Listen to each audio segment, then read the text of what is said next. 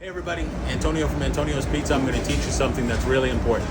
If you want to make a great crust, a great cornicione, what you're going to do is you've got to trap the bubbles out here. So here's how you do that. Start down the middle, a little ways off that, and push the air that way. You can see it moving, right? And go back this way. Then go back out that way, then out that way. You see how much of a bubble we have there? Okay. Now, if you just leave the pizza like this and stretch it out, what's going to happen is this is going to expand. So what you have to do is you have to seal this out here. So what I'm going to do, okay, I'm going to seal this in here by pulling backwards and down. You see that? What that's going to do is seal it so that that air does not escape. And you'll be able to see in a second how pronounced this is. This is an 18-inch pie. Okay, so I'm not touching the center, I'm only going around the outside. You see how pronounced that is? That's how you make a crust beautiful and you keep it there. So what I'm gonna do, I'm gonna stretch this fully and I'll show you guys how this finishes. So let's stretch this bad boy out.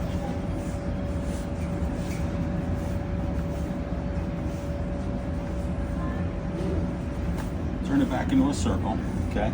Now look at the crust on that. You can tell that that's going to make a great cornicione.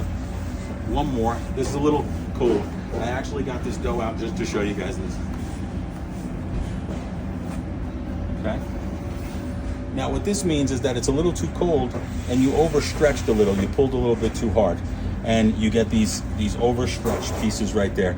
Chris Decker showed me that once. Okay, let's see what's on the board. Pepperoni. So what we're going to do is we'll make this pie.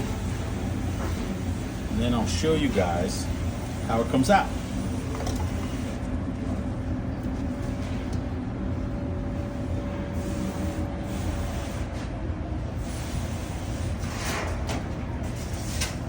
Okay, spread out our cheese like that.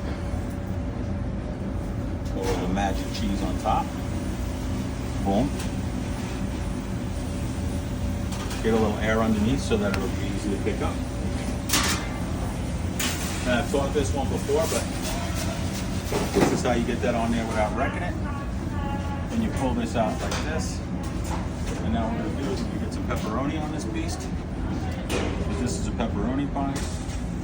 I don't count the pepperonis. A lot of guys count. Thank you for those who do. I don't count. I just make it equidistant between the pepperonis to the best of my ability. And I give the people a beautiful pie. I'm sure there's some variation of a couple of cents per pizza between it, but it's okay with me. Boom. Okay, so look right there. See, I need another one. So I'm gonna do like so. Wham. Beautiful. All right, here we go. Let's fix it one more time because we take great pride in what we do. Going in. Remember, go in slow, pull back fast.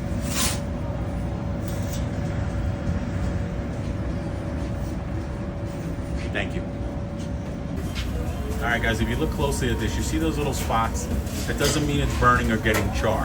What that means is the dough is just starting to brown because the sugars are coming to the surface. So if you take your pizza out at this point, you aren't finished. You need it to be even brown. And then if you look closely at the bottom, it's starting to come off the deck. That means it's drying and it's actually getting crispy. This is what you're looking for. Okay, we're gonna pull this bad boy out. Let's see what we got. That's what we got. Look at how pronounced this is, everybody. Look at this. Look how nice that crust is. It's just gorgeous. So let's take it over to the table. Now, you see these racks right here? These allow air to flow underneath the pizza. So if there's any residual water, it will actually take that water out from under here. And if you stick your fingers like this, you can feel the heat radiating out and the water. Let's look at the undercarriage of this pizza. Take this bad boy, put it in here. Let's cut it and listen what we got. Do we have any crunch? What do we got in here? Oh, a little crunch. Let's take this like this. Beautiful pizza. This is what we serve at Antonio's.